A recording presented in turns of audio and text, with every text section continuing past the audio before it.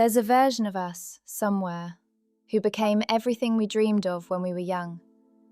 The kind of version that lives in old notebooks, in the margins of class assignments, in the daydreams we used to escape into when life felt too small. She was going to change the world. She was going to be fearless.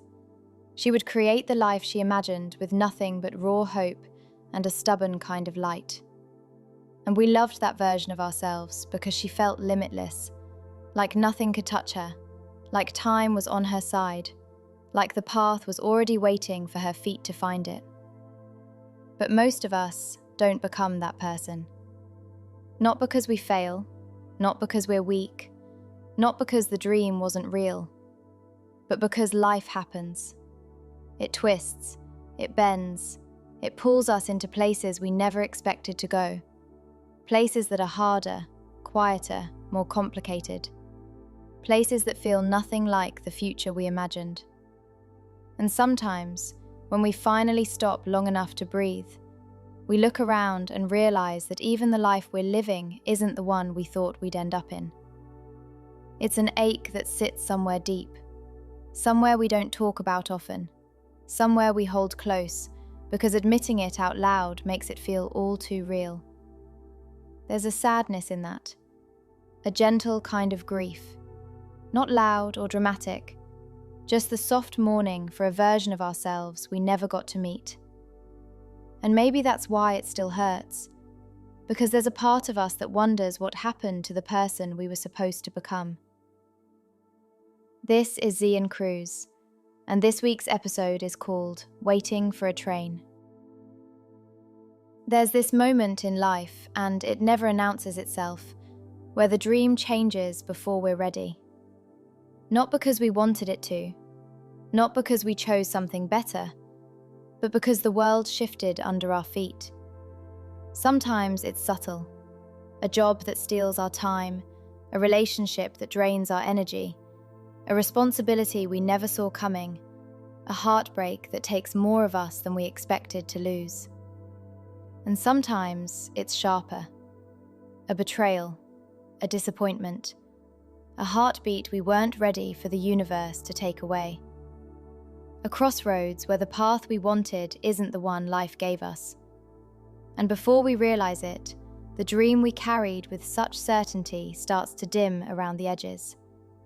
Not gone, just quieter, more complicated, harder to reach. It's strange, honestly, how we spend our youth imagining the person we'll become, and then spend our adulthood mourning the person we never were. There's a loneliness in that, a quiet, private ache behind the ribs. We don't talk about it. We don't want to sound ungrateful or dramatic or lost. But some nights, in the stillness, when the world stops asking things of us, we feel it. We feel that distance between who we are and who we thought we'd be by now. We feel the disappointment, the sadness, the guilt of wanting more, the fear that the door has closed and we didn't walk through it in time. We tell ourselves that other people made it, they reached their dreams, they found their place in the world. And we wonder, why not me? Why not yet? Why not ever? But the truth, the one I learned after stepping through more broken timelines than I can count, is that dreams evolve long before we do. They outgrow their first shape. They wait for us to catch up. They become deeper, heavier, more layered than the simple versions we imagined when we were young and untouched by life. Sometimes the dream doesn't abandon us.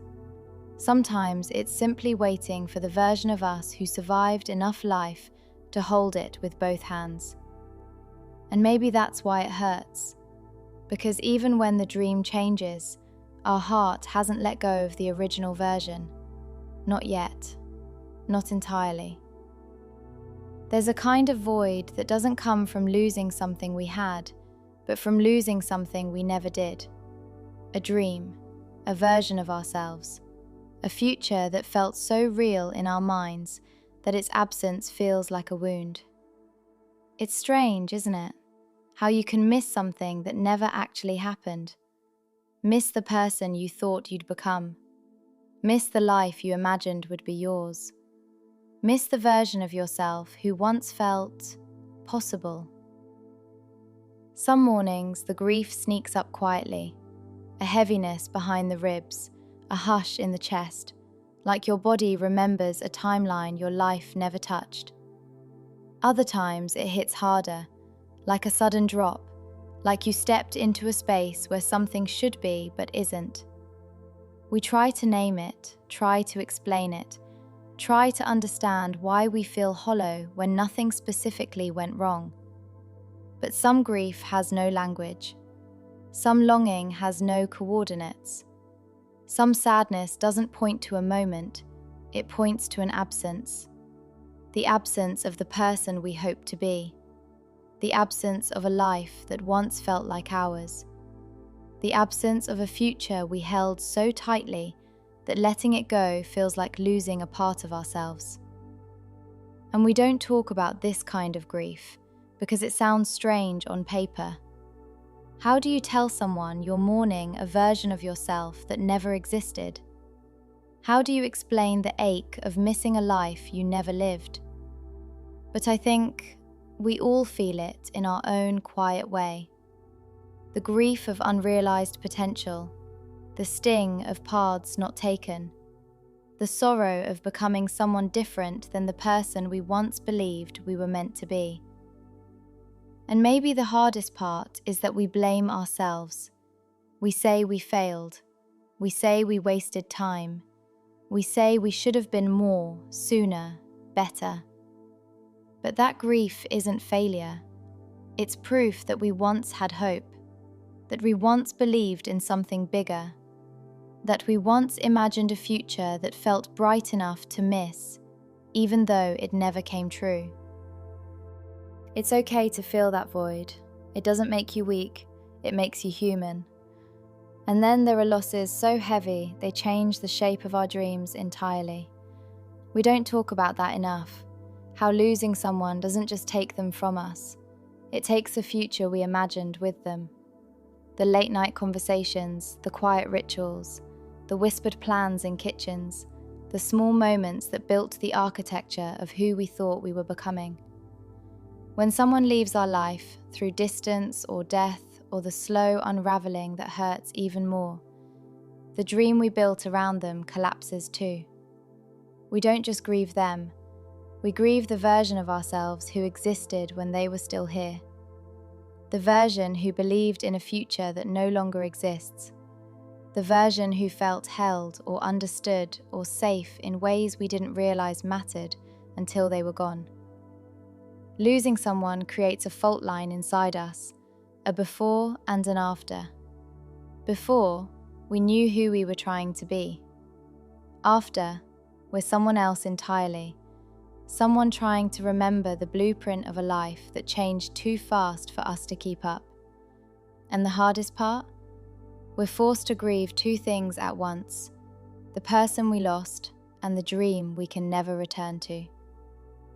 Some days that grief is sharp, a memory that knocks the breath out of us, a silence that feels louder than the world around us.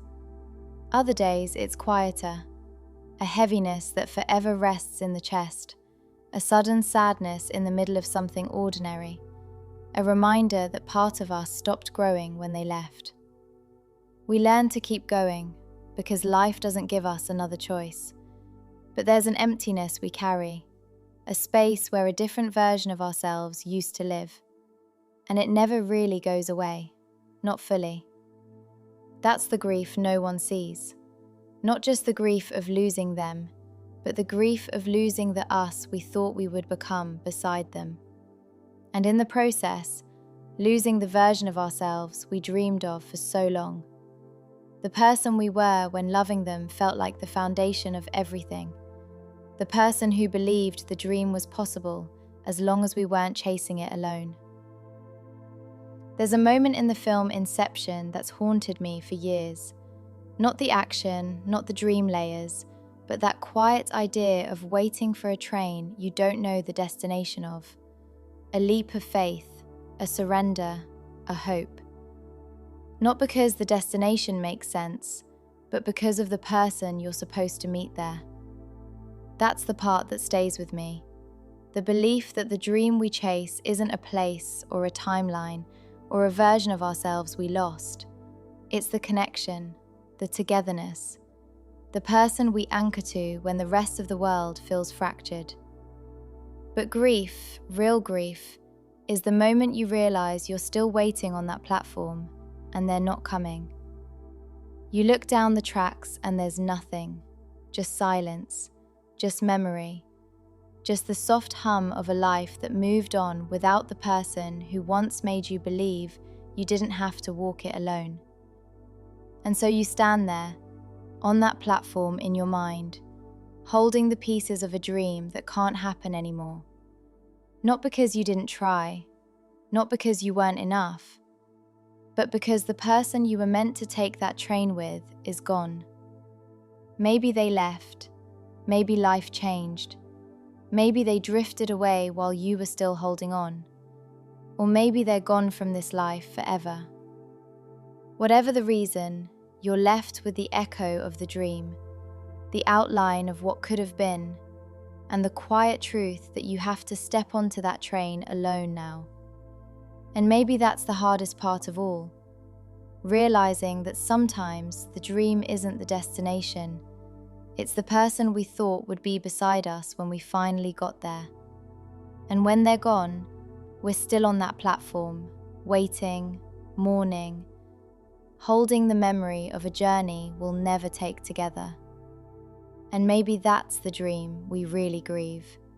Not the ending of it, not the failure to reach it, but the empty space where someone once stood as we waited for the train.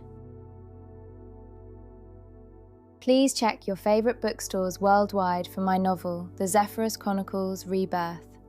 The highly anticipated sequel, Cantera, arrives this February. This is Cruz reminding you to stay close to the echo. Bye for now.